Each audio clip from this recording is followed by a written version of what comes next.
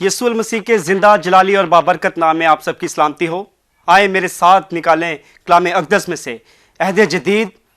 اور اعمال کی کتاب، اس کا دوسرا باب اور اس کی پہلی 4 آیات کو سماعت فرمائیں۔ کلام پاک میں یوں مرقوم ہے، جب عید پینتیکوست کا دن آیا تو وہ سب ایک جگہ جمع تھے کہ یکا یک آسمان سے ایسی آواز آئی جیسے زور کی آندھی کا سناٹا ہوتا ہے، اور اس سے سارا گھر جہاں وہ بیٹھتے تھے گونج گیا، اور انہیں آگ کے شعلہ کی سی پھٹتی ہوئی زبانیں دکھائی دیں، اور ان میں سے ہر ایک پر آ ٹھہریں، اور وہ سب روح القدس سے بھر گئے اور غیر زبانیں بولنے لگے جس طرح روح نے انہیں بولنے کی طاقت بخشی۔ خداوند کے زندہ پاک کلام کے پڑھے اور سنے جانے پر خداوند کی خاص برکت ہو، آمین۔ میرے عزیزوں، زندہ خدا نے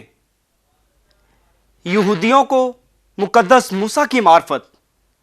7 عیدیں دی۔ ان سب عیدوں کو منانے کا مقصد صرف اور صرف ایک تھا کہ وہ مل کر زندہ خدا کی شکر گزاری کریں اور اس کی قربت میں رہیں اور اس کے ساتھ اپنا وقت گزاریں۔ ان 7 عیدوں میں عید فصح، عید فطیر، پہلے پھلوں کی عید، عید پینتیکوست، نرسنگوں کی عید، یوم کفارہ اور عید خیام، یہ 7 عیدیں ہیں۔ اور یاد رکھیں یہ سب عیدیں ایک دوسرے کے ساتھ جڑی ہوئی ہیں، لیکن آج ہم جس عید کے بارے میں بات کریں گے، سیکھیں گے، جانیں گے، وہ عید پینتیکوست ہے۔ عبرانی میں اسے شاووت کہتے ہیں، اور جبکہ یونانی زبان میں اسے پینتیکوستس کہا جاتا ہے، جو کہ یونانی لفظ پینٹا سے نکلا ہے، جس کا مطلب 50 کے ہیں، جس کی وجہ سے اسے 50ویں دن کی عید بھی کہا جاتا ہے۔ اور یہودی اسے عید فصح کے بعد 50ویں دن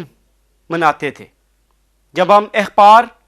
23ویں باب کی 9 سے 16ویں آیت کو مطالعہ کرتے ہیں تو دیکھتے ہیں یہودی پہلے پھلوں کی عید کے بعد 7 سبت گنتے تھے، جو کہ 49 دن بنتے ہیں، اور اس کے بعد 50ویں دن یہ عید مناتے تھے۔ یہ دن جو 7 سبتوں کے بعد آتا تھا،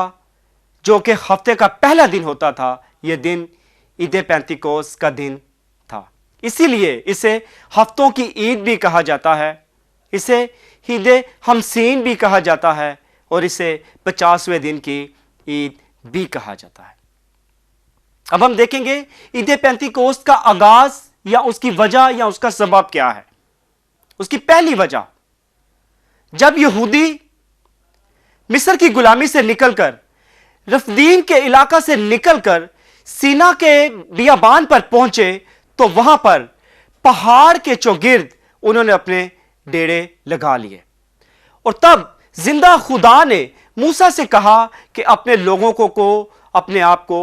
پاک صاف کریں، اور وہاں پر وہ 3 دن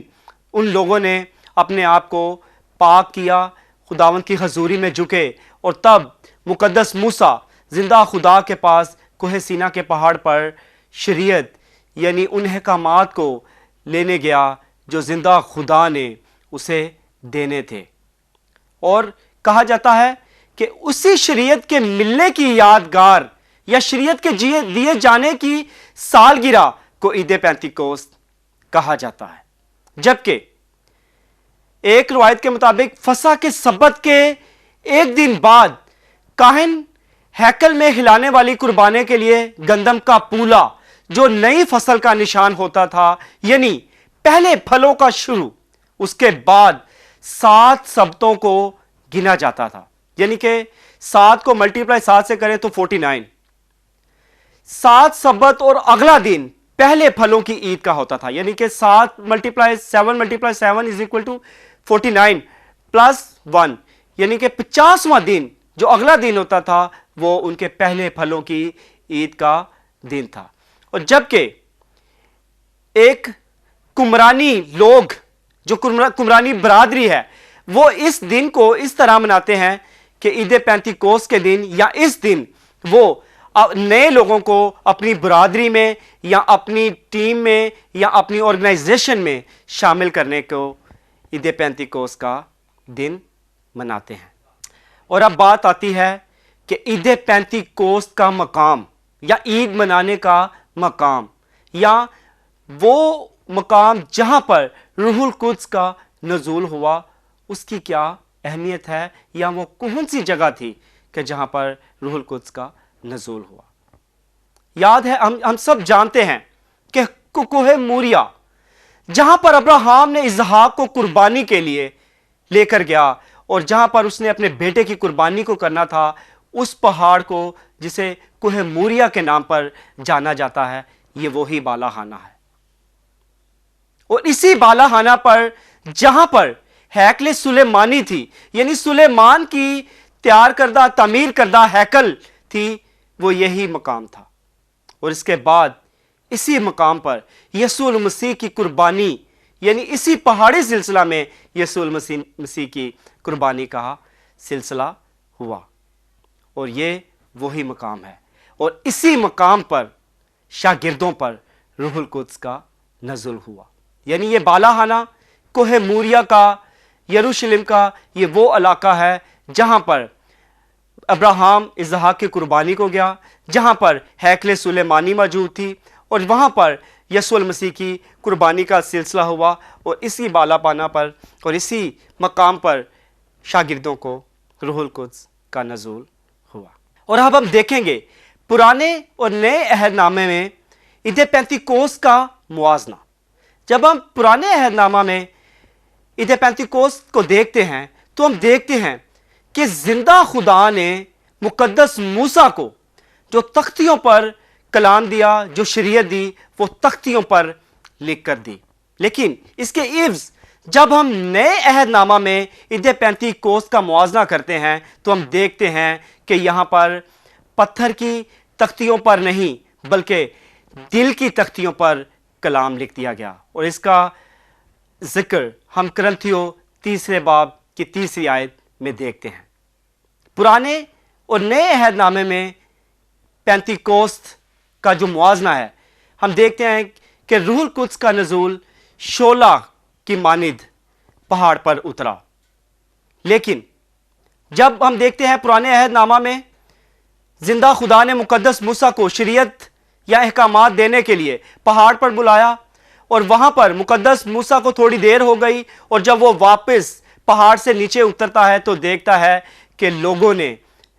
بت بنا رکھا ہے، ایک بچڑا بنا رکھا ہے، اور تب مقدس موسیٰ کو ان پر غصہ آیا اور اس نے انہی تختیوں کو ان پر مار گرایا، اور کہا جاتا ہے کہ وہاں پر اس تختی کی بدولت، موسیٰ کی غصے کی بدولت 3000 آدمی مارے گئے۔ اور جبکہ نئے عہد نامہ میں عید پینتیکوس کے دن ہم دیکھتے ہیں کہ 120 کی جماعت کے ساتھ 3000 لوگ ابتدائی کلیسیا میں شامل ہو جاتے ہیں۔ اور اس کے علاوہ جب ہم پرانے عہد نامہ میں دیکھتے ہیں کہ بابل کی برج کی تعمیر کے دوران جہاں پر یک زبان بولنے والے، یعنی کہ ایک زبان بولنے والے جو خدا کی تکفیر کر رہے تھے، ان میں ایسا ایک شعلہ برپا ہوا اور ان میں ایک ایسی تفرقے بازی برپا ہوئی کہ وہ سب جو ایک زبان بولنے والے تھے ایک دوسرے کی زبان نہ سمجھ پا رہے تھے، یعنی ان کو ایسا محسوس ہو رہا تھا کہ وہ غیر زبانیں بول رہے ہیں۔ اور جبکہ جب ہم نئے عہد نامہ میں عید پینتیکوس کے دن دیکھتے ہیں تو اس عید پینتیکوس کو منانے کے لیے 16 ممالک کے لوگ وہاں پر اس جگہ پر موجود تھے، یعنی کہ 16 ممالک کے لوگ، یعنی کہ 16 مختلف زبانیں بولنے والے لوگ وہاں پر موجود تھے۔ لیکن روح القدس کے نزول کی بدولت وہ سب جو 16 زبانیں بولنے والے تھے وہ ایک دوسرے کی زبانیں سمجھنے لگے، یعنی وہ یک زبان ہو گئے، یعنی روح القدس کی بدولت وہ ان کو ایسا لگ رہا تھا کہ سب میرے ملک کی یا میری قومی زبان بول رہے تھے۔ اس کے علاوہ عید پینتیکوس اور دوسری عیدوں کی تکمیل ہمیں پاک کلام میں، کلام مقدس میں ہوتی ہوئی دکھائی دیتی ہے، یعنی کہ یہ سب عیدیں مستقبل آنے والے وقت کے بارے میں ہمیں بتاتی ہیں. جیسے عید فصح کا مطلب مسیح کی مصلوبیت کی تکمیل تھا. عید فطیر یسوع المسیح کا دفن کیا جانا، یعنی اس کا جسم بغیر کسی گناہ کے اس نے ثابت کیا کہ اس کے جسم کو کوئی خمیر نہیں لگا، یعنی اس کا جسم بے گناہ ہے، کسی قسم کا گناہ ثابت نہیں ہوا. یہ عید فطیر کی تکمیل تھی. اور جبکہ پہلے پھلوں کی عید کی تکمیل یسوع المسیح کا تیسرے دن مردوں میں سے جی اٹھنا اس کی تکمیل تھی. اور اب روح القدس کی پیشن گوئیوں کی تکمیل ہمیں مختلف حوالہ جات میں دکھائی دیتی ہے. یعنی روح القدس کا نزول کوئی اتفاقیہ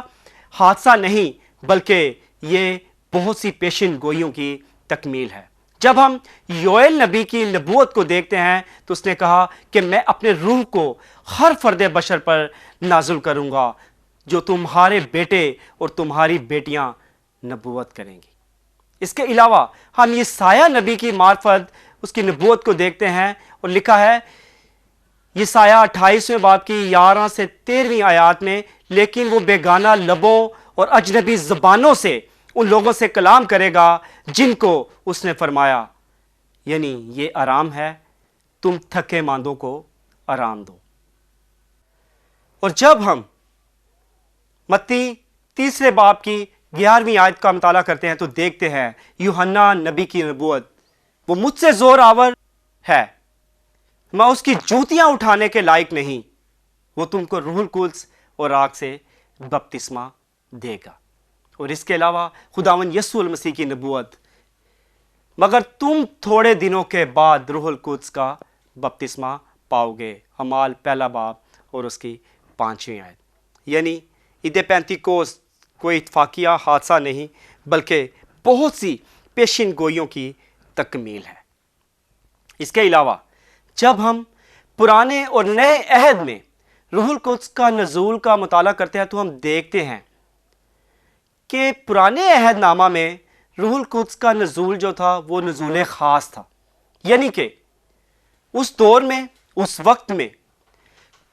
روح القدس کا نزول خاص چنیدہ لوگوں پر ہوتا تھا اور کسی خاص وقت کے لیے یا کسی خاص مدت تک محدود ہوتا تھا. جیسا کہ گنتی 11ویں باب کی 25ویں آیت کا مطالعہ کرتے ہیں تو ہم دیکھتے ہیں کہ جب زندہ خدا نے مقدس موسیٰ کے ساتھ 70 بزرگوں پر روح القدس کا نزول فرمایا، یعنی ان 70 بزرگوں پر کچھ وقت کے لیے روح القدس کا نزول ہوا، یعنی یہ نزول خاص ہوا. اور جب ہم قضات 14ویں باب کی 6 آیت کا مطالعہ کرتے ہیں تو ہم دیکھتے ہیں کہ نذیروں پر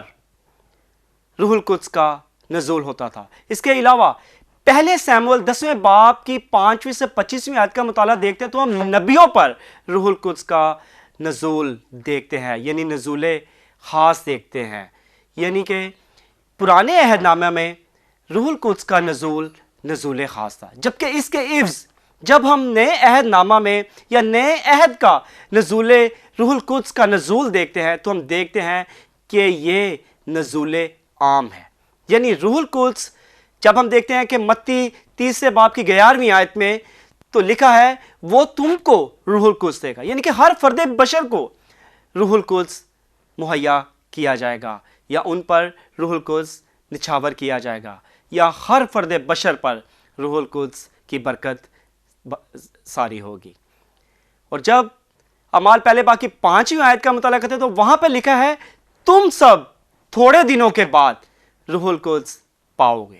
یہاں پر بھی ہمیں یہ چیز نظر آتی ہے کہ نزول عام، یعنی روح القدس کا جو نزول ہے نزول عام ہے، یعنی ہر بشر کے لیے ہے. اور اعمال 2 باب میں ہمیں نبوتوں کی تکمیل دکھائی دیتی ہے کہ روح القدس پرانے عہد نامہ میں خاص لوگوں پر، چنیدہ لوگوں پر اور خاص مدت تک، یعنی محدود، روح القدس محدود لوگوں تک اور محدود وقت تک درکار تھا. لیکن اس کے عوض نئے عہد میں ہم دیکھتے ہیں کہ روح القدس کا نزول ہر فرد بشر پر دکھائی دیتا ہے. اس کے علاوہ روح القدس کی اشکال، یعنی زندہ خدا کی حضوری کن اشکال میں ہمیں دکھائی دیتی ہے. اس کا مطلب روح القدس کی اشکال اس کا مطلب کہ خدا کی حضوری ہے. خدا کی حضوری دو قسم کی ہے, ایک جنرل پریزنس اور دوسری اسپیشل پریزنس. ایک جنرل پریزنس یعنی اومنی پریزنس, یعنی زندہ خدا بیک وقت ہمہ جا, یعنی ایک وقت میں ہر جگہ موجود ہے. یہ اس کی اومنی یعنی جنرل پریزنس ہے. اور اسپیشل پریزنس جو عید پینتیکوس کے دن یعنی روح القدس کی بدولت وہ لوگوں پر ظاہر ہوتی ہوئی دکھاتی ہے. زندہ خدا کی حضوری ہمیں دو اشکال میں دکھائی دیتی ہے, آندھی یعنی ہوا اور دوسری آگ. آندھی یعنی ہوا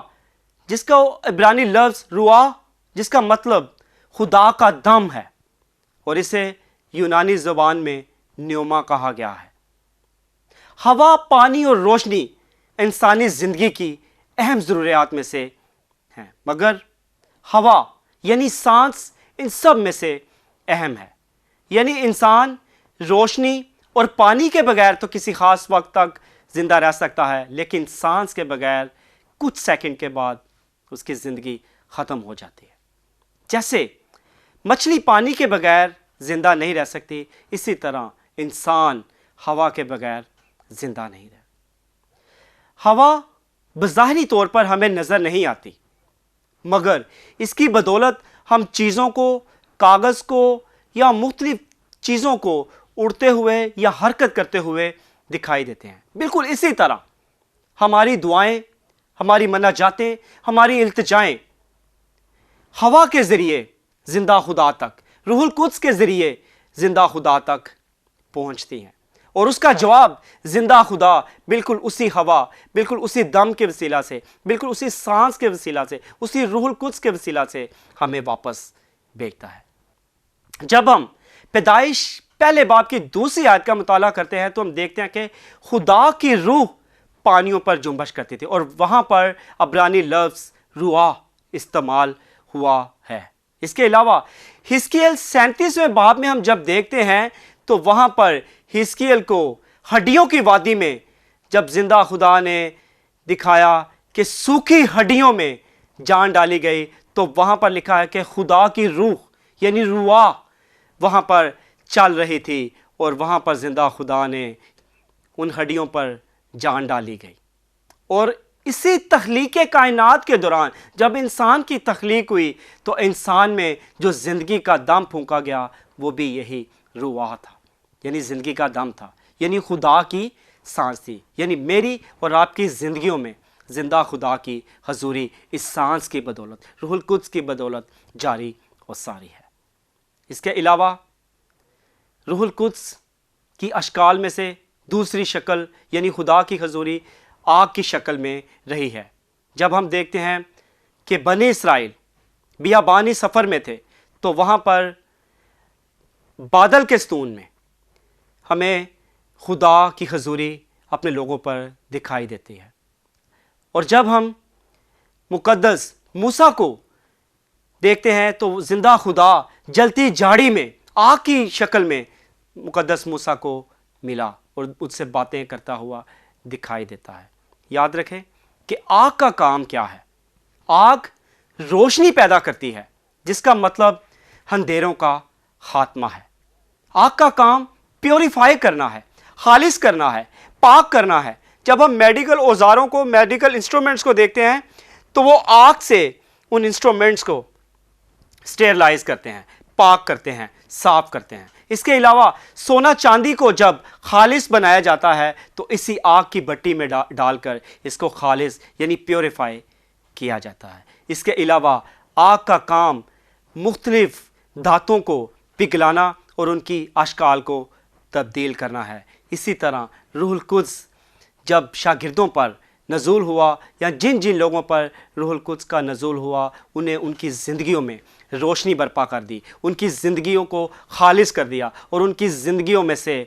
ان کی پرانی زندگی کو, پرانی اشکال کو بدل کر ایک نئی زندگی یعنی نیا روپ ڈال دیا. میرے عزیزو, آج ہم سب نوع بشر کے لیے خوشخبری کی بات ہے کہ یہ عید پینتیکوس کسی ایک خاص فرقے کے لیے نہیں, کسی ایک بشر کے لیے نہیں، کسی ایک ڈینومینیشن کے لیے نہیں، بلکہ یہ نزول عام ہے. یعنی اس روح القدس کا نزول ہر فرد بشر پر ہے، لیکن اس کے لیے صرف اور صرف زندہ خدا کی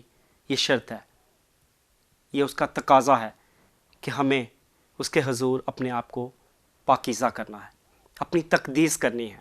اپنے آپ کو خدا کے حضور لانا ہے. ہر فرد بشر کے لیے خوشخبری ہے کہ یہ عید جو زندہ خدا اور اس کے بیٹے اور روح القدس پر ایمان لاتے ہیں، ان کے لیے عید پینتیکوست کا دن یہ سالگرہ منانے کا دن ہے. آئیے ہم سب اپنے آپ کو اپنے گھروں میں، اپنے گرجا گھروں میں، اپنے عبادت خانوں میں بالا خانہ کی صورت میں اپنے آپ کو خدا کی حضوری میں ٹھہرائیں، اپنے آپ کو پاک کریں، کیونکہ خدا چاہتا ہے جیسے زندہ خدا نے مقدس موسیٰ کو کہا کہ اپنے لوگوں کو پاک، اپنے آپ کو پاک صاف کریں، اسی طرح زندہ خدا نے شاگردوں کو، اپنے شاگردوں کو کہا کہ تم تب تک وہاں پر ٹھہرے رہنا جب تک تم پر روح القدس کا نزول نہ ہو. یعنی اپنے آپ کو پاکیزہ کرنا، اپنے آپ کو خدا کے حضور ٹھہرانا. آئیے مجھے اور آپ کو اپنے گھروں میں، اپنے گرجا گھروں میں، اپنی کلیسیاؤں کے ساتھ اجتماعی طور پر، شخصی طور پر اپنے آپ کو خدا کے حضور چکانے کی ضرورت ہے، اس کی حضوری کو ماننے کی ضرورت ہے، پھر اور اس کی آواز کو سننے کی ضرورت ہے. اپنے اس کے آواز کو سننے کے لیے تیار ہوں، جو کہ زندہ خدا کا صرف اور صرف ایک ہی تقاضا ہے، پاکیزگی. وہ ہمارے ساتھ تاکہ وہ پاکیزہ ہے، اور جب ہم پاکیزہ ہوں گے تو وہ ہمارے ساتھ ٹھہر سکے، ہم سے بات چیت کر سکے، ہماری زندگیوں کو بدل سکے اور ہمیں طاقت بخشے تاکہ ہم اس کے کلام اور اس کے ارشاد اعظم کی تکمیل کا اہم اور مضبوط حصہ بن سکے. خداوند آج کے اس پاک کلام کے وسیلہ سے مجھے اور آپ سب کو بڑی برکت دے. آمین.